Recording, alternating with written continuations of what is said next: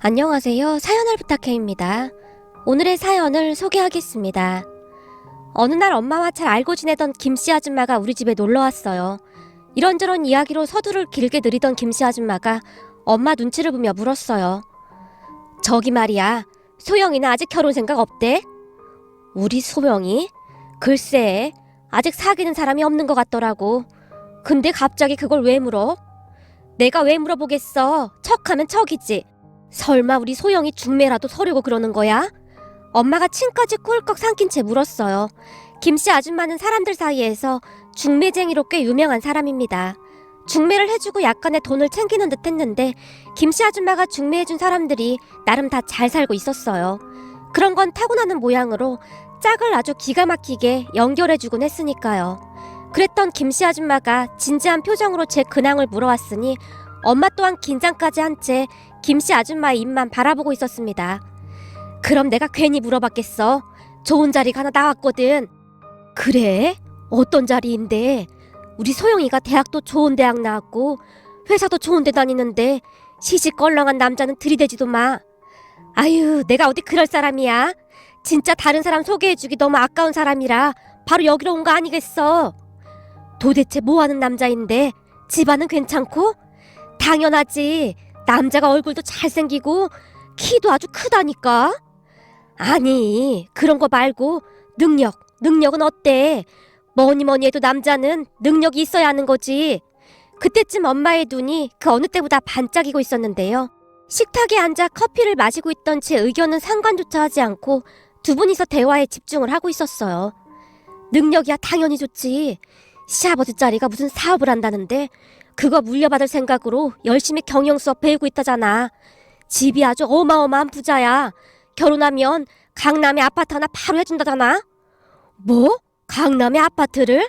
세상에나, 부자는 부자인가 보네. 그럼 빨리 중매 날짜 잡지 않고 뭐하고 있어? 저기 근데 말이야, 그 남자가 어디 하나 나무랄 데가 없는데 딱 하나 아쉬운 게 있는데 말이야. 한동안 신이 나서 말을 하던 김씨 아줌마가 잠시 엄마 눈치를 보는 듯 했어요. 아쉬운 거? 그게 뭔데? 저기 말이야, 사실 그 남자가 한 번 갔다 왔었다고 하네. 뭐? 그럼 재혼이란 말이야? 근데 이 사람이 감히 우리 딸을 뭘로 보고 그런 자리를 들이밀긴. 잔뜩 기대하고 있던 엄마의 얼굴에는 노여움마저 드리워져 있었습니다. 그 순간 김씨 아줌마 특유의 꼬심이 시작되었는데요. 소영 엄마, 그렇게 화만 낼 게 아니라 내 말 좀 잘 들어보라니까. 이게 말이야, 재혼은 재혼인데 우리가 흔히 알고 있는 그런 재혼이 아니다 그 말이야. 재혼은 재혼인데 그런 재혼이 아니라니. 그건 또 무슨 말이야. 저기 그게 말이야, 한 번 이혼을 하긴 했는데 이게 남자가 문제가 있어서 이혼을 한 게 아니라 여자 쪽에 문제가 있어서 이혼을 한 거다 그 말이야. 거기다 결혼하고 나서 한 4달도 못 살고 헤어진 모양이더라고. 그래서 혼인신고도 안 되어 있대. 아니, 여자한테 무슨 문제가 있었길래 4달도 못 살고 헤어졌대? 김씨 아줌마의 말에 구미가 당기는 듯 엄마의 눈빛이 다시 반짝이고 있었어요. 내가 그 남자 엄마한테 자세히 들어보니 여자가 얼굴만 번지름하고 사치만 부릴 줄 알았지 아주 문제가 많았다나 봐. 근데 그런 거야 다 이해하려고 했었다는데 말이야. 문제는 그게 아니라 여자가 정신적으로도 문제가 심각했었다나 봐. 막 헛소리도 하고 암튼 결국 여자 때문에 헤어졌다고 하더라고. 세상에나, 그럼 여자 쪽에서 속여서 결혼시킨 거네. 그렇지 않고서야 결혼하자마자 그럴 수가 있겠어? 내 말이 그 말이야. 처음부터 이상했는데 가족들이 다 속이고 결혼시킨 거지. 남자 쪽 엄마가 눈물까지 흘리면서 신세 한탄을 하지 뭐야. 멀쩡한 자기 아들 인생 망쳐놨다고. 하긴 엄마 입장에서야 그럴만 하겠네. 근데 그 부잣집에서 그런 것도 확인 안 해보고 결혼시켰다는 게 아무래도 좀 걸리네. 그렇잖아. 그런 부잣집들은 다 뒷조사 같은 거 하고 결혼시키지 않나? 그것도 내가 다 확인해봤지. 그때 당시 중매쟁이가 그 여자 명문대 졸업장까지 들이밀면서 얘기를 했으니 그냥 믿었던 모양이야. 그렇잖아. 명문대까지 나온 여자가 정신이 오락가락할 줄 누가 알았겠어. 그렇긴 하네. 근데 그런 정신머리로 명문대는 어떻게 나온 건지 모르겠네. 우리 소영이도 명문대를 나왔는데 종일 공부만 했잖아. 아주 징글징글 맞게 공부만 해서 들어갔는데 그런 여자가 명문대를 어찌 들어간 거야? 혹시 그 졸업장 그것도 다 가짜로 만들어낸 거 아니야? 그거야 낸들 알겠어. 확실한 건 그 남자도 참 억울하다 그 말이야. 내가 딱 보니 시어머니 될 사람도 아주 괜찮더라고. 그렇게 좋을 수가 없어. 아무리 봐도 아까운 자리길래 내가 이렇게 찾아온 거야. 근데 아무리 그래도 우리 소영이를 그런 곳에 보내기가 좀 그렇네. 그렇잖아. 어찌됐든 그쪽은 한 번 결혼을 했던 남자인데 아무래도 우리 소영이가 좀 아깝긴 하지. 엄마가 내키지 않는다는 표정으로 고개를 가로저었는데요. 김씨 아줌마가 마지막 쐐기를 박듯 엄마에게 일침을 가했습니다. 지금 소영이 엄마가 그런 말 할 때가 아니지 않아? 그런 말 할 때가 아니라니 그게 무슨 말이야? 아니 그렇잖아. 사실 까놓고 말이야. 그래 소영이만 놓고 보면 어디 하나 부족한 게 없는 게 맞긴 한데 집안만 놓고 보면 자기네 집이 꿀려도 한참 꿀리잖아. 아니 그게 무슨 말이야. 우리 집이 꿀리긴 뭐가 꿀린단 말이야. 에이 이거 알만한 사람끼리 왜 이래. 소영이 아빠가 어떤 사람인지 나도 알 만큼은 다 알고 있는데. 뭐? 아니 여기서 소영이 아빠 얘기는 왜 나오는 거야? 아니지. 결혼이라는 게 집안 대 집안이 하는 건데 당연히 중요한 거 아니겠어? 소영이 아빠가 바람나서 딴 살림 차린 거 그거 엄청난 흠이 된다 그 말이야. 어느 멀쩡한 집안에서 그런 집딸을 며느리로 삼고 싶겠어? 내가 그냥 하는 얘기가 아니니까 주변에 다 물어봐. 아마 좀 사는 집에서는 절대 며느리로 안 받아줄걸. 그러니까 잘 생각해. 내가 보니 이런 흔치 않은 자리 찾기 힘드니까. 사실 그 집안에서 얌전한 아가씨를 찾길래 소영이가 딱 생각난 거니까. 따지고 보면 남자 쪽이 더 아깝긴 하지. 저 여자를 잘못 만나서 눈을 한참 낮춘 거니까 말이야. 거기다 소영이가 나이도 꽉 찼잖아. 여자 나이도 무시 못한다 그 말이야. 김씨 아줌마가 거드름까지 피운 채 집을 나섰어요. 그리고 제가 보기에 엄마는 이미 김씨 아줌마가 소개해준 중매자리에 솔깃해져 있는 그런 눈치였어요. 김씨 아줌마가 나가자마자 엄마가 저를 옆에 앉히고는 심각한 표정으로 물었거든요. 소영아, 너도 잘 들었지? 물론 들었지. 엄마, 근데 난 결혼 생각 없는데. 엄마도 알다시피 내가 아빠가 하는 거 보고 자라서 그런지 난 절대 결혼하고 싶지 않아. 그렇다고 계속 혼자 살 순 없잖니. 가족이라고는 너랑 나밖에 없는데 혹시라도 엄마가 잘못되기라도 하면 혼자인 널 두고 엄마가 눈이라도 감을 수 있겠니? 엄마처럼 건강한 사람도 드문데 무슨 그런 얘기를 하는 거야? 아니, 말이 그렇다는 거지. 그러니까 엄마 말은 네가 결혼해서 애들 낳고 잘 살았으면 좋겠다 그 말이야. 세상에는 네 아빠 같은 남자만 있는 게 아니야. 아주 괜찮고 좋은 사람도 많아. 너무 겁부터 먹지 말란 말이야. 글쎄, 난 그냥 이대로 엄마랑 같이 살아도 될 것 같은데. 그럼 한번 만나나 보자. 만나보고 마음에 안 든다고 하면 어쩔 수 없는 거고. 엄마도 알다시피 나 모르는 사람하고 얘기하는 거 진짜 싫어하잖아. 가서 차나 한 잔 마시고 온다고 생각해. 한 번만 만나보자. 그래야 엄마가 두 다리 뻗고 잘 수 있을 것 같아서 그래. 엄마 소원이라고 하는데 안 들어줄 거야? 바로 결혼하라는 얘기가 아니잖아. 알았어. 그럼 한번 만나나 볼게. 제가 어렵게 대답을 했습니다. 사실 제 성격이 워낙 내성적인 데다 말수도 많지 않은 편이었기에 처음 보는 사람과 마주 앉아 대화하는 것 자체가 여간 고역이 아닐 수가 없었거든요. 하지만 엄마의 간절한 마음이 제게도 고스란히 전해져 왔기에 단박에 거절할 수가 없었어요. 그렇게 며칠 뒤 김씨 아줌마가 소개해준 남자를 만나기 위해 한 카페로 들어갔습니다. 남자가 먼저 와서 기다리고 있었고 김씨 아줌마 말처럼 남자는 꽤 괜찮아 보였어요. 우선 사업하는 사람이라 그런지 말도 꽤 잘하는 편이었는데 그렇다고 해서 교양이 없어 보이거나 그렇지도 않았고 예의 바르고 착한 사람 같아 보였어요. 시종일관 대화에 서툰 저를 의식하며 부담스럽지 않게 대화를 이어갔거든요. 그런 남자를 보며 제가 속으로 이런 남자가 왜 이혼을 했을까? 진짜 여자 쪽에 문제가 있었던 거구나 하는 생각마저 들었으니까요. 암튼 남자가 대화를 잘 리드해서 그런지 시간 가는 줄 모르고 이런저런 이야기를 했습니다.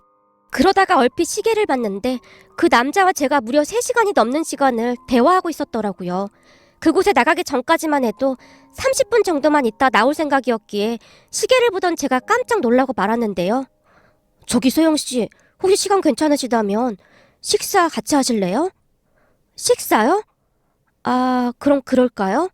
속에서는 거절해야지라고 생각하고 있었는데 저도 모르게 그 말이 튀어나오고 말았어요. 아마도 저도 그 남자가 싫지만은 않았던 것 같습니다. 그렇게 우리는 식사까지 하면서 꽤 오랜 시간을 같이 있었습니다. 거기다 남자도 제가 마음에 들었던 모양으로 애프터 신청까지 해왔어요. 소영씨, 다음에 또 만날 수 있을까요? 소영씨와 조금 더 만나보고 싶네요. 아, 네. 그럼 미리 시간 말씀해주시면 시간 비워둘게요. 네, 감사합니다. 남자가 싱글벙글한 채 좋아서 어쩔 줄을 몰라 했어요. 그 모습에 제 얼굴도 시뻘겋게 달아올랐는데요. 왠지 모르게 쑥스럽기도 하고 암튼 그러한 기분은 처음인 듯 했습니다. 그 뒤 집에 들어서자마자 엄마가 한뜻 들뜬 목소리로 물었어요. 어땠어? 괜찮았어? 엄마 네가 나가자마자 들어올까봐 노심초사하고 있었는데 설마 지금까지 둘이 같이 있었던 거야? 엄마 하나씩 질문해. 그래 알았어. 남자는 어땠어? 괜찮았어? 응, 생각보다 괜찮더라고. 착하고 배려심도 많고. 그래? 생긴 건 어땠어? 생긴 것도 나쁘지 않았어. 키가 커서 그런지 옷발이 살더라고. 그럼 너도 싫진 않은 모양이구나. 네가 그렇게까지 말하는 거 보니 너도 마음에 든 거지? 그러게, 사람은 괜찮아 보이더라고. 그럼 계속 만날 거야? 그렇잖아도 그 남자가 다시 연락하겠다고 하더라고. 다시 연락 오면 만나는 거고 아님 말고. 연락 오기로 했다며. 네 전화번호 알려준 거야? 당연히 알려줬지. 암튼 기다려보고 연락 안 오면 어쩔 수 없는 거고. 제가 애써 별일 아니란 듯이 말을 했지만 엄마의 얼굴에는 기대가 가득해 보였어요. 그리고 그날부터 엄마가 제 휴대폰에서 눈을 떼지 못했는데요. 혹시 연락 안 왔어? 아직 안 왔어. 그만 좀 물어봐. 그런데 다음날 그 남자가 연락을 해왔고 그 주 주말에 다시 만나기로 했습니다. 그 남자가 뭐래? 만나자고 하는 거야? 만나자고 하네. 그래서 주말에 만나기로 했어. 그게 정말이야? 잘 됐다. 진짜 잘 됐어. 엄마, 그렇게 좋아? 나 결혼하면 엄마 혼자 있어야 하는데 뭐가 그렇게 좋아? 너도 나중에 자식 낳아봐. 그럼 엄마만 알 수 있을 거야. 자식이 좋은 짝 만나서 잘 사는 게 모든 부모의 마음인 거야. 난 엄마랑만 살아도 괜찮은데. 됐어 이거사. 이번 참에 잘 좀 해서 결혼할 생각해. 그 정도면 집안도 괜찮고 어디 하나 나무랄 데가 없잖니. 그동안 김씨 아줌마가 중매한 것 치고 잘 안 된 게 없어. 다들 잘 살고 있다 그 말이야. 김씨 아줌마가 생긴 건 사기꾼 같아 보여도 사람은 괜찮은 사람이야. 알았어. 엄마 말대로 남자는 괜찮아 보이더라고. 제가 이 나이 먹도록 남자를 사귀어 본 적이 없었기에 우선은 편안한 분위기로 대화를 이끌어주는 자체가 마음에 들었거든요. 그 뒤 그 남자와 몇 번 더 만나게 되었고 우리는 자연스레 연인 사이가 되었습니다. 우리 엄마가 좋아한 건 말할 것도 없었고요. 그렇게 우리는 한 1년가량을 만나왔는데요. 어느 날 남친이 제게 양가 부모님께 인사를 드리자고 했어요. 만나면 만날수록 남친은 정말 좋은 사람이었기에 저도 흔쾌히 대답했고요. 남친은 우선 우리 엄마에게 먼저 인사를 드리고 싶다고 했고 집 안으로 들어서던 남친을 보자마자 엄마가 버선발로 뛰어나가 덥석 손까지 잡으며 반기셨어요. 엄마, 사람 민망하게 너무 그러지 마. 민망하긴 뭐가 민망해. 이제 곧 우리 사위 될 사람이다 하는 생각이 드니까 너무 좋아서 그렇구만. 내가 너무 호들갑을 떨었나요? 아닙니다 어머님. 이렇게 반겨주셔서 전 오히려 좋은걸요. 남친의 성격이 워낙 서글서글한 편이었기에 엄마와도 잘 지냈어요. 그 뒤 남친 부모님께 인사를 하러 가기 며칠 전 남친을 보며 제가 어렵게 입을 열었습니다. 저기 말이야. 자기 전처 얘기하면 자기가 불편하겠지? 아니야. 자기 입장에선 궁금한 게 당연한 거잖아. 그럼 내가 조금만 물어볼게. 내가 듣기로는 전처가 좀 이상했다고 하는데 정말 정신적으로 이상했던 거야? 글쎄, 다들 그렇다고 하는데 난 잘 모르겠더라고. 잘 모르겠다니 그게 무슨 말이야? 그게 말이야. 엄마는 정신이 이상한 여자라고 막 그랬는데 사실 나랑 있을 때는 이상한 거 잘 못 느꼈거든. 근데 아무래도 내가 해외 출장을 자주 다니다 보니 결혼하고 나랑 보내는 시간보다 엄마랑 있는 시간이 더 많았거든. 그랬으니 엄마가 본 게 맞지 않았나 싶어. 우리 엄마여서가 아니라 엄마가 그런 거짓말을 하거나 하실 분 아니거든. 아참, 내가 자기한테 그 말 안 했구나? 무슨 말인데? 그게 말이야. 우리 엄마 심리학 전공하셨거든. 그랬으니 엄마 말이 틀리진 않을 거야. 우리 엄마가 기가 막히게 사람 심리를 잘 알거든. 아, 어머니께서 심리학을 전공하셨구나? 응, 그쪽으로 박사학위까지 있으셔. 남친이 아주 자랑스럽다는 듯이 말했어요. 전처 이야기는 그렇듯 그냥 별일 아닌 듯 끝나버렸고요. 그 뒤 남친 부모님께 인사를 하러 갔는데 남친 아버지는 남친과 많이 닮은 모양으로 좋으신 분 같아 보였습니다. 그리고 남친 엄마 또한 교양도 있어 보이고 역시나 좋은 분 같아 보였어요. 두 분 다 시종일관 미소를 잃지 않은 채 혹시나 제가 불편한 게 있지는 않나 챙기는 모습이었거든요. 남친이 배려심이 많았던 이유가 부모님을 닮아서 그렇구나 싶을 정도였으니까요. 남친 엄마는 하루라도 빨리 결혼을 시키고 싶어하는 눈치였습니다. 남친 부모님, 특히나 남친 엄마가 결혼을 서둘렀거든요. 상견례 자리에서 남친 엄마가 우리 엄마를 한껏 띄워주며 말했어요. 저희는 애들이 빨리 결혼했으면 합니다. 착한 우리 소영이를 누군가 데려가진 않을까 걱정이 돼서요. 사돈도 아시다시피 요즘 우리 소영이 같은 아가씨를 찾아보기 쉽지 않잖아요. 우리 소영이를 이렇게 예쁘게 봐주신다니 그저 감사할 따름입니다. 저도 우리 소영이가 빨리 결혼했으면 좋겠네요. 그저 자식들이 잘 되길 바라는 마음은 매 한 가지 아니겠습니까? 암요, 아주 지당하신 말씀이십니다. 그럼 되도록 빨리 결혼시키죠. 그렇게 우리는 얼마 뒤 결혼까지 하게 되었습니다. 결혼 한동안은 아무 문제도 일어나지 않았어요. 그런데 결혼하고 한두 달 정도가 지났을까요? 남편이 제게 어렵게 말을 꺼냈습니다. 자기야, 전에도 내가 몇 번이나 말했었잖아. 나 해외 출장이 꽤 자주 있다고. 응, 알고 있어. 아버님도 같이 가신다고 했잖아. 한 번 가면 몇 달씩도 있다 온다고. 맞아. 나도 딱히 가고 싶진 않은데 어쩔 수 없이 가야 하거든. 그래서 말인데 우리 없는 동안 우리 엄마 좀 종종 챙겨줄 수 있을까? 우리 엄마가 외로움을 좀 많이 타시거든. 거기다 엄마가 할머니까지 모시고 계셔서 좀 힘드실 거야. 자주는 아니더라도 자기가 조금씩만 신경 써주면 좋을 것 같은데. 시부모님께서는 시할머님을 모시고 사셨는데 시할머님께서 치매를 앓고 계셨거든요. 남편은 그런 시어머님이 걱정인 듯 했어요. 결혼 후 제가 회사를 그만두기도 했었고요. 무슨 말인지 알겠어. 걱정하지 말고 다녀와. 어차피 나도 종일 집에만 있는데 종종 어머님께 다녀오지 뭐. 진짜 고마워. 대신 내가 돌아올 때 선물 잔뜩 사올게. 그리고 우리 신혼인데 출장 가게 돼서 진짜 미안해. 걱정 마. 난 괜찮다니까. 그렇게 남편은 얼마 뒤 시아버님과 함께 해외 출장을 떠났습니다. 하지만 시아버님과 남편을 배웅할 때까지만 해도 앞으로 어떠한 일이 일어날지 상상도 못하고 있었는데요. 그 뒤 상상 그 이상의 일들이 저를 기다리고 있었습니다. 남편과 시아버님께서 출장을 가신 바로 다음날 시어머님께서 제게 전화를 하셨어요. 예, 너 바쁘니? 아니요, 어머님, 괜찮아요. 그래? 그럼 지금 여기로 좀 올래? 혼자 있어서 그런지 입맛이 없구나. 나랑 같이 밥이나 먹자꾸나. 네, 어머님, 지금 바로 가겠습니다. 제가 기쁜 목소리로 대답을 하고는 서둘러서 시댁으로 향했습니다. 그렇게 시댁에 도착을 해서 안으로 들어갔는데요. 현관문을 열고 들어가자마자 시어머니께서 충격적인 말을 했어요. 아줌마, 제 백 좀 들어줘요. 예, 사모님, 저기 백은 저 주세요. 가사도우미 이모님이 제 백을 빼앗다시피 가져가려고 했어요. 저기 이모님, 이 안에 휴대폰이 들어있어서 그런데 휴대폰은 제가 챙길게요. 그 이한테 연락 올 수도 있어서요. 제가 백 안에 있던 휴대폰을 꺼내려고 했는데요.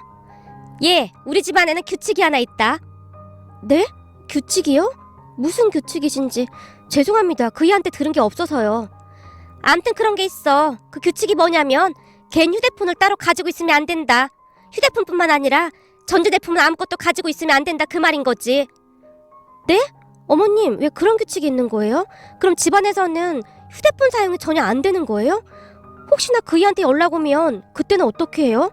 제가 연락이 안 되면 그이가 걱정할 것 같은데요? 그야 집 전화 있잖니. 우리 아들한테는 내가 잘 말할 테니 너도 앞으로 집 전화만 사용하렴. 시어머니께서는 도무지 알 수 없는 말들만 하고 있었어요. 어머님, 정말 죄송한데 휴대폰만 가지고 있으면 안 될까요?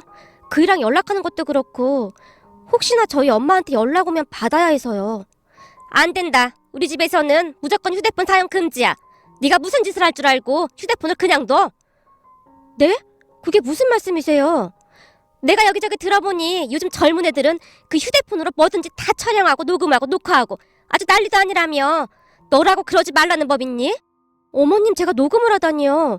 전에 그것도 몰래 녹음하다 나한테 딱 걸렸다 그 말이야. 그러니 내가 믿을 수가 있어야지. 아무튼 우리 집에서 휴대폰 사용은 용납 못한다. 그리고 한 가지 더 있다. 아줌마, 제 주머니란 주머니는 다 확인해봐요. 요즘은 세상이 워낙 발달해서 녹음기 종류도 별의별 게 다 있다고 하니까 볼펜이나 뭐 그런 것까지 다 확인해봐요. 네, 사모님. 시어머님의 놀라운 말에 저는 눈만 깜빡이고 있었는데 가사도우미 이모님과 운전기사 아저씨는 아주 당연하다는 듯이 시어머니의 말에 따라 여기저기 샅샅이 뒤지고 있었어요. 하루아침에 변해도 너무나 변해버린 시어머님의 모습에 놀란 것도 놀란 건데 그동안 아무렇지도 않은 척, 아니죠, 사람들 앞에서 착한 척이란 척은 다한 시어머니의 이중적인 모습에 소름이 끼칠 정도였습니다. 그리고 그 순간 번쩍하고 제 머릿속을 스치고 지나간 것이 하나 있었어요. 혹시나 남편의 전처라는 사람에게도 이런 식으로 했던 건 아닐까라는 생각마저 들었거든요. 만약 그랬다면 저와 같은 마음이었을 테니까요. 너무나 황당해서 뭐라 말도 나오지 않았거든요. 그렇게 제가 입만 딱 벌리고 서 있었는데요. 뭐하니? 아줌마랑 같이 얼른 밥 차리지 않고. 네, 왜 그런 말이 있잖아요. 너무나 놀라거나 하면 머릿속이 하얘진다는 말이요. 그때 당시 제가 그랬던 것 같습니다. 거기다 시어머니는 제가 아무런 생각을 하지 못하도록 아주 계획적으로 이것저것 일을 시켜대기 시작했어요. 할머니 밥 좀 먹여라. 네, 근데 할머님은 어디 계신 거예요? 집에 들어올 때부터 안 보이시는 것 같은데요? 할머니? 할머니는 할머니 집에 있지. 할머니 집이요? 오늘부터 너도 거기서 먹고 자고 해야 하니까 미리 가서 청소 좀 해놓던지. 시어머니가 나오는 웃음을 억지로 참으며 제게 말을 하고는 가사도우미 이모님을 불렀어요. 아줌마, 쟤 좀 거기 데려다줘요. 아, 큰 사모님 계신 곳이요? 아줌마, 내가 몇 번이나 말했어요. 우리 남편이랑 아들 없을 때는 그놈의 큰 사모님 소리 좀 하지 말라고. 치매 와서 당신 이름도 기억 못하는 사람한테 큰 사모님은 뭔 놈의 큰 사모님이야. 죄송합니다, 사모님. 사장님 계실 때 계속 그렇게 말해서 저도 모르게 그만 정말 죄송합니다. 앞으로 조심 좀 해요. 그리고 쟤 좀 거기 데려다 주고요. 넌 오늘부터 거기서 지내면서 할머니랑 같이 밥 먹고 자면 된다. 난 우리 가족 말고 다른 사람이랑 한 집에서 자는 거 참 불편하더라고. 시어머니가 조용히 안방으로 들어갔어요. 자, 따라와요. 그 양반 있는 곳에 데려다 줄게요. 그 양반이요? 아, 척하면 알아들어야지. 생긴 거랑 다르게 참 어리숙하네. 치매 걸린 그 양반 말이야. 그 양반한테 데려다 준다고. 할머님이요? 집안에 계신 거 아니었어요? 이 사람 말귀 진짜 못 알아듣네. 아까 사모님이 하는 얘기 못 들었어? 그 양반은 따로 지낸다고 말했잖아. 시어머니만큼이나 가사도우미 이모님도 돌변해 있었어요. 그렇게 가사도우미 이모님을 따라 나섰는데요. 가사도우미 이모님이 현관문을 열고 밖으로 나가서는 넓디 넓은 잔디밭 한켠에 있는 커다란 컨테이너 박스로 들어가고 있었어요. 이모님, 여기는 개집 아니에요? 그이가 분명히 저한테 개집이라고 했는데요? 개들이 있긴 한데 그래도 개집은 아니야. 여름엔 에어컨도 틀어주고 겨울엔 전기보일러도 들어오는 그냥 애완견이 있는 그런 일반 집이라고 생각하면 돼. 요즘 다들 개를 집안에서 키우잖아. 그러니까 그냥 개들이랑 같이 지낸다고 생각하면 편할 거야. 그래도 이 집이 워낙 부잣집이라 개집도 그냥 그런 허접한 개집은 아니다 그 말이야. 사장님이 개들을 워낙 예뻐하시는데 저 양반이 치매가 오는 바람에 자꾸 문제가 생겨서 개집을 따로 럭셔리하게 만든 거야. 근데 진짜 개집 같지 않고 좋다니까. 가사도우미 이모님이 개집이라고 부르는 컨테이너 문을 벌컥 열었습니다. 그 순간 안에 있던 할머니께서 소리소리를 지르셨는데요. 야, 이놈이 여편네야. 밥 달라는데 왜 밥을 안 줘? 나 굶어 죽이려고 그러지? 밥은 조금 전에 줬잖아요. 아니 어떻게 된 게 하루 종일 밥만 달라고 해. 밥 못 먹어서 죽은 귀신이 붙었나? 컨테이너 박스 안은 반으로 분리가 되어 있었는데 한쪽은 할머님의 이부자리와 먹던 음식들이 널브러져 있었어요. 그리고 다른 한쪽은 개들이 자리를 지키고 있었고요. 그 모습을 제가 넋이 나간 채 바라보고 있었는데요. 사장님이 워낙 좋아하니까 어쩔 수 없이 저 개들을 키우긴 하는데 이 집 사모님이 동물이라면 아주 치를 떨어. 그래서 사장님이랑 아들이 해외 출장 가면 저렇게 두는 거야. 아니 개들은 그렇다 치고 할머님을 저렇게 두는 건 잘못된 거잖아요. 할머님을 바라보던 제 눈에 눈물이 고이고 말았습니다.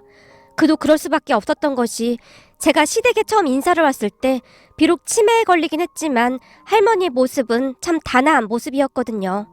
그런데 그날 할머니의 모습은 같은 사람이 맞나 싶을 정도로 다른 사람 같아 보였습니다. 그리고는 시어머니의 이중적인 모습에 참을 수 없는 분노 같은 것이 치밀어 올랐던 것 같습니다. 아니 이렇게 방치할 거면 그냥 치매 전문병원 같은 데 보내시면 되잖아요. 집에 돈이 없는 것도 아니고 굳이 이렇게까지 하는 이유를 모르겠네요. 제가 남편에게 듣기로는 시어머니께서 할머님을 지극정성으로 보살핀다고 들었거든요. 바로 그거야. 사람들은 지금 사모님이 치매 걸린 저 양반을 지극정성으로 보살핀다고 알고 있거든. 이 집 사모님 연기가 아주 끝내주거든. 그리고 전문병원도 돈도 엄청 많이 줘야 안 되나 뭐래나.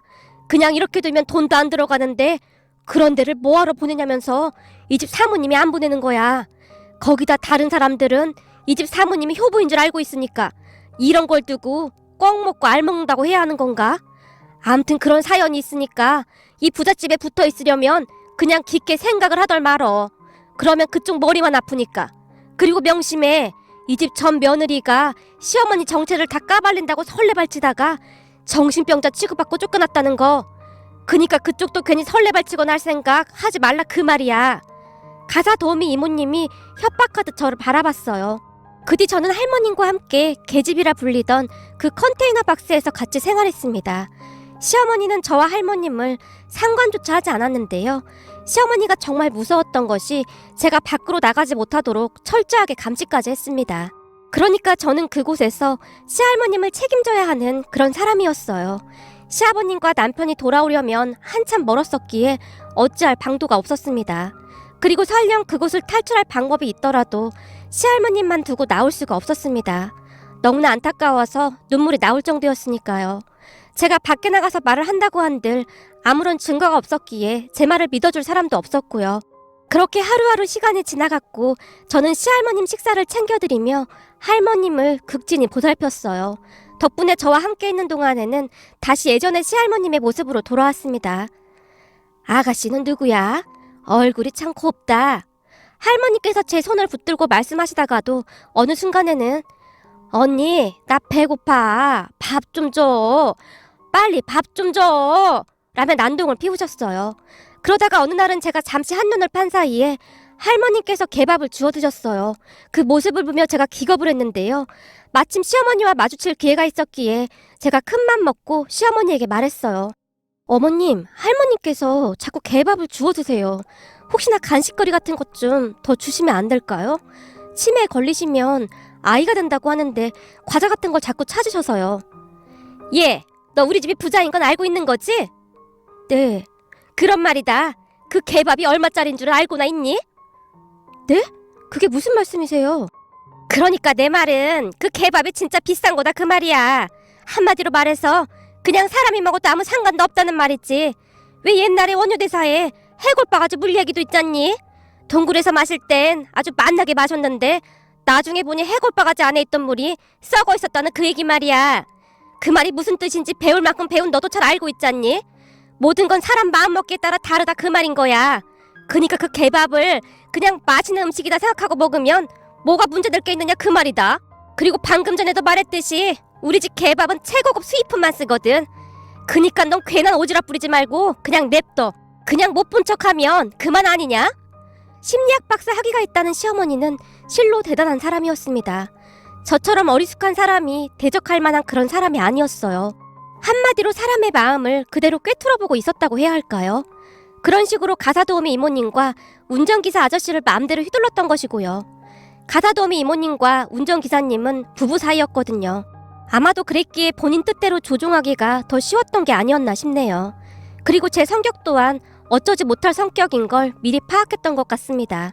암튼 그렇게 저는 휴대폰까지 빼앗긴 채 감시를 당하며 하루하루를 보내고 있었어요. 남편이 하루에 몇 번씩 전화를 해왔는데 그럴 때마다 본 모습을 감쪽같이 속이고는 시아버님과 남편이 속아 넘어갈 정도로 연기를 했습니다. 어느 날은 눈물까지 흘리며 남편에게 제 칭찬을 하기도 했으니까요. 그런 모습을 보며 제가 어떠한 일을 당하고 있는지 차마 말을 할 수가 없었는데요. 아마도 그때 말을 했다 하더라도 아무도 제 말을 믿어주지 않았을 거란 확신마저 들었습니다. 시어머니가 정말 고단수였던 것이 말이죠. 우리 엄마에게도 간간히 전화를 하도록 시키기도 했어요. 그래야 아무도 의심을 하지 않았을 테니까요. 그렇게 시간이 얼마나 지났을까요? 저는 시간이 어떻게 가는 줄도 모르고 시할머님을 챙기며 지냈습니다. 사실 저희 할머니께서도 치매를 앓다가 돌아가셨기에 시할머님을 볼 때마다 우리 할머니 생각이 나면서 마음이 너무나 아팠거든요. 그랬기에 저는 시할머님을 정말 지극정성으로 돌봤습니다. 그리고 가사도우미 이모님과 운전기사 아저씨가 저에게 차갑게 대할 때도 항상 예의 바르고 깍듯이 대했습니다. 왠지 모르게 그냥 그분들도 그럴 수밖에 없는 사연이 있지 않을까 싶었거든요. 가사도우미 이모님의 눈을 보면 그 차가움 속에 알 수 없는 두려움 같은 것이 느껴졌거든요. 그러던 어느 날 가사도우미 이모님께서 컨테이너 박스 문을 열고 들어오셨어요. 전에 며느리는 욕심도 많고 우리를 어찌나 하대하던지 안쓰러운 마음은 하나도 없고 그냥 꼴배기 싫었는데 새댁은 어쩌면 그렇게 한결같을 수가 있어. 우리가 새댁한테 이렇게 모질게 하는데도 우리가 믿지도 않아? 믿긴요. 그냥 두 분한테도 무슨 사연이 있지 않을까 싶어서요. 사람은 뭔가 간절한 게 있어야 그럴 수가 있거든요. 그냥 며칠 지켜보니 두 분도 억지로 시어머님 말씀을 듣는 것 같아 보이기도 했고요. 그런 게 보였어? 그냥 그래 보였어요. 두 분이 말은 그렇게 차갑게 하시지만 저를 바라보시던 두 분 눈동자가 항상 떨리고 있었거든요. 제 말을 듣던 가사도우미 이모님의 눈에서 눈물이 뚝뚝 떨어졌어요. 이모님, 왜 그러세요? 제가 무슨 실수라도 했나요? 아니야, 그런 게 아니라 새댁 볼 때마다 우리가 죄책감이 들어서 그래. 죄책감이요? 그래, 사실은 말이야. 우리 아들이 한참 전에 교통사고가 났었는데 하반신 마비가 왔어. 그 바람에 며느리가 도망가고 우리가 돌보고 있거든. 근데 나중에 우리 없이 아들 혼자 남게 되면 돈이라도 있어야 할 거 아니야. 그래서 우리들이 악착같이 돈을 모으고 있었어. 근데 사모님이 우리한테 이 모든 것을 다 덮어주고 자기 편만 들어주면 받는 돈을 3배나 주겠다고 하지 뭐야. 그 말에 남편이랑 내가 눈이 멀어서 이러고 살고 있네. 가사도우미 이모님이 묻지도 않은 말들을 술술 풀어내고 있었어요. 그럼 혹시 전처한테도 이렇게 한 거예요? 제가 듣기로는 정신병이 있었다고 하던데요. 그게 말이야. 사모님이 이상하다고 아무리 말해도 증거가 없잖아. 우리도 사모님 편에 서서 그 전처가 이상하다고 증언했으니까. 한동안 발악하다가 정신줄을 놓아버리더라고. 그 전처라는 사람은 큰 사모님 옆에 가지도 않고 치매라고 더럽다면서 그렇게 구박을 했었거든. 그래서 그 전처한테는 우리도 죄책감 같은 것도 안 들었고 말이야. 근데 새댁은 저 양반, 아니지 큰 사모님한테 한결같이 잘하더구만. 이런 상황에서 어쩌면 그럴 수가 있어? 아, 그게 말이죠. 우리 할머니도 치매로 돌아가셨거든요. 그리고 이런 상황에서 제가 왜 이렇게 멀쩡하냐고요? 그동안 제 아빠라는 사람이 바람 피워서 집을 나갔는데 우리 할머니랑 엄마한테 몹쓸 짓을 참 많이도 했거든요. 그래서 그런지 웬만한 건 별로 놀랍지도 않네요. 아니, 무슨 짓을 했길래? 그게 말이죠. 아빠가 바람나서 집 나간 뒤로 할머니께서 모든 재산을 저한테 주셨거든요. 아빠를 아예 자식 취급도 안 하셨으니까요.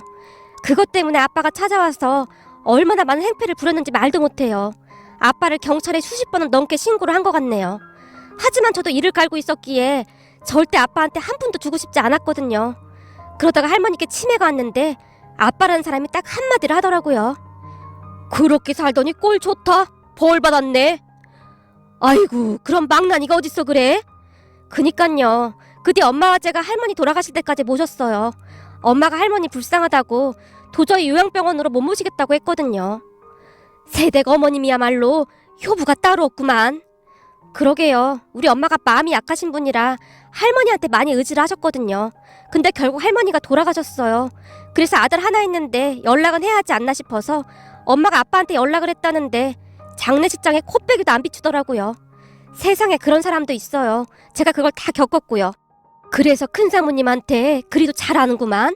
치매 환자를 아주 잘 돌보더라고. 아무래도 우리 할머니를 직접 모셨기 때문에 별로 어려울 것도 없었어요. 가사도우미 이모님과 한동안 이런저런 이야기를 나누며 밤을 지새웠습니다. 그렇게 얼마 뒤 남편이 돌아온다는 소식을 듣게 되었어요. 그 뒤부터 제 머릿속이 복잡해지기 시작했는데요. 시어머니의 정체에 대해 어떻게 말을 해야 할지 앞이 깜깜하더라고요. 조금 전에도 말씀드렸듯이 시어머니는 제가 상대할 만한 그런 사람이 아니었으니까요. 그렇잖아도 시아버님과 남편이 돌아온다고 하자마자 시어머니가 제게 네가 무슨 말을 해도 네 말 믿어줄 사람 없으니까 입 함부로 놀리지 마라. 그랬다간 너도 전에 걔처럼 정신병원이나 들락날락 할 줄 알아. 알아들었니? 네가 별짓을 다 해봐라. 나한테는 어림도 없다 그 말이야. 네가 그런 깜냥도 안 되는 사람이라는 걸 내가 진즉에 알아봤거든. 그래서 바로 결혼시킨 거고 말이다. 협박하듯이 말을 했거든요. 그런데 그 뒤 그동안의 일보다 더욱 충격적인 일이 일어났습니다. 그러니까 시아버님과 남편이 출장을 끝내고 집으로 들어왔는데요. 여보, 아들 잘 다녀왔어요. 타지에서 고생 많았어요. 나는 우리 며느리 덕분에 아주 즐겁게 잘 지냈어요. 우리 며느리가 어찌나 잘하는지 몰라요. 어머님도 살뜰히 잘 챙겼다니까요. 그날은 시할머님도 깨끗하고 아주 좋은 옷을 입고 계셨어요. 시어머님의 애교 섞인 말에 시아버님과 남편의 얼굴이 환하게 바뀌어 있었어요. 그래, 며느라 아주 고맙구나. 너도 그동안 고생 많았다.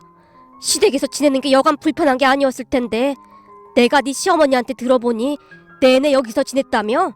아니요, 아버님. 할머님께서 좋은 분이시라 힘든 것도 없었어요. 말이라도 그렇게 해주니 정말 고맙구나.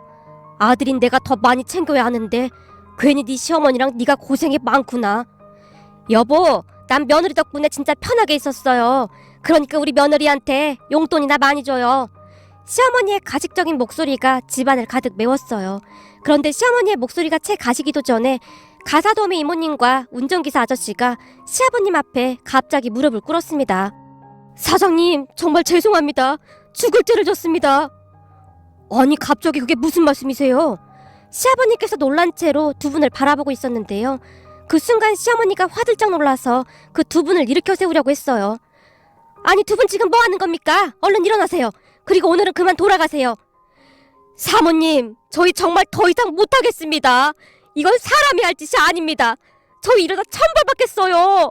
운전기사 아저씨가 주머니에서 휴대폰을 꺼내더니 녹음된 것들과 영상을 시아버님께 보여주기 시작했습니다. 거기에는 컨테이너 박스에서 개밥을 먹고 계신 시할머님의 모습이 고스란히 찍혀 있었어요. 거기다 제가 시할머님을 지극정성으로 돌보는 모습까지요. 그리고 시어머니가 우리에게 했던 그 모든 말까지 고스란히 녹음이 되어 있었습니다. 그만해! 당장 그만하지 못해! 시어머니가 미친 사람 마냥 펄쩍펄쩍 뛰면서 시아버님 손에 있던 휴대폰을 바닥에 집어던졌고 기사님 휴대폰이 산산조각이 나 있었어요. 사모님이나 그만하시죠. 증거가 거기에만 있는 게 아닙니다. 그동안 혹시 몰라 저희도 다 준비하고 있었어요. 라며 가사도우미 이모님이 더욱 많은 증거를 보여줬습니다. 니들이 나한테 어떻게 이럴 수가 있어? 내가 니들한테 돈 얼마나 많이 줬는데 나한테 이딴 식으로 해. 예, 돈 좋죠. 우리도 그동안 그 돈 때문에 양심에 찔리는 짓을 참 많이도 했습니다. 근데 말이죠, 저기 새대기 하는 거 보니 그렇게 살면 안 되겠더라고요. 그게 우리 아들을 위한 일이 아니라는 생각이 들었거든요. 정말 잘못했습니다. 우리가 돈에 눈이 멀어 정말 큰 잘못을 했습니다. 용서해달라는 말은 하지 않겠습니다. 그동안 받은 돈 다 돌려드리겠습니다. 죽을 죄를 졌습니다. 가사도우미 이모님과 기사님이 무릎까지 꿇고는 눈물만 흘리고 있었어요. 그럼 모든 사실을 듣고 시아버님께서 잠시 휘청하셨는데요. 그동안 무서운 가면을 쓰고 있었구만. 당신이란 사람 진짜 무서운 사람이었구만. 사람의 탈을 쓰고 어떻게 이럴 수가 있어. 나 당신 절대 가만 안 둘 거야. 지금 당장 짐 싸서 내 눈앞에서 사라져. 다시는 우리 앞에 그 더러운 낯짝 보일 생각도 하지 마. 여보, 오해야. 그거 다 조작된 거야. 몇십 년을 같이 산 나보다 저 사람들 말을 더 믿는다는 건 말도 안 되는 일이잖아. 어떻게 일개 일꾼들 말을 믿을 수가 있어? 그래? 그럼 우리 며느리한테 물어보면 되겠구만. 네가 직접 겪은 걸 말해보거라. 누가 거짓말을 하고 있는 건지. 시아버님께서 매서운 눈으로 저를 바라보고 있었어요. 그리고 저는 한치의 망설임도 없이 그동안 있었던 일에 대해 빠짐없이 말을 했습니다. 결국 시어머니는 집에서 쫓겨났고 시아버님의 변호사가 만반의 준비를 했기에 거의 맨몸으로 쫓겨났다고 봐도 과언이 아닐 정도였어요. 시아버님께서 그냥 맨몸으로 쫓겨날 건지 아니면 감옥에 갈 건지 선택을 하라며 무서우리만큼 단호하게 말씀하셨거든요. 그런 시아버님의 모습에 시어머니는 모든 것을 다 포기한 것 같아 보였는데요. 대충 짐만 싸서 도망치다시피 나갔거든요. 그 뒤 남편조차도 시어머니와 일체 연락을 하지 않고 있답니다. 시아버님과 남편은 그동안 두 얼굴을 하고 연기를 한 시어머니의 모습에 소름이 끼칠 정도로 무섭다고 했거든요. 그리고 저는 시댁으로 들어가서 시할머님과 잘 지내고 있습니다. 참 신기했던 것이 시어머니가 나가자 시할머님도 많이 좋아지셨는데요. 요즘은 가사도우미 이모님과 간병인분이 도와주셔서 많이 힘든 것도 없이 잘 지내고 있습니다. 참, 그때 가사도우미 이모님과 기사님은 그냥 그대로 남아서 일을 하기로 했어요. 무엇보다도 많이 뉘우치고 계셨고 큰 용기를 내주신 것과 두 분의 아들이 딱한 처지에 놓여있다는 것을 알고 시아버님께서 도움을 주고 싶다고 하셨거든요. 한참 뒤에 여기저기서 들리는 소문으로는 시어머니가 반정신이 나간 사람 마냥 친척집을 돌아다니며 이상한 소리를 하고 다닌다는데요. 어느 날은 제게 전화를 해서는 그 양반한테 개밥 좀 줘라. 그 개밥 그거 비싼 거라니까. 라는 이상한 소리까지 하더라고요. 그 이후로 그 번호를 차단해버렸습니다. 세상에 이런저런 사연이 많다지만 듣도 보도 못한 이런 사연을 제가 겪게 될 줄 정말 몰랐습니다. 무슨 욕심이 그리도 많아서 그런 못된 짓을 한 것인지 아무리 생각해봐도 이해가 되질 않습니다. 다행히 시할머니께서는 하루가 다르게 나날이 좋아지고 계시고 그때 큰 충격을 받았던 시아버님께서도 많이 좋아지셨습니다. 앞으로 우리 가족들에게 좋은 일만 있었으면 하고 간절히 바라봅니다. 오늘의 사연은 여기까지였습니다. 즐겁게 보셨다면 구독, 좋아요 부탁드립니다. 고맙습니다.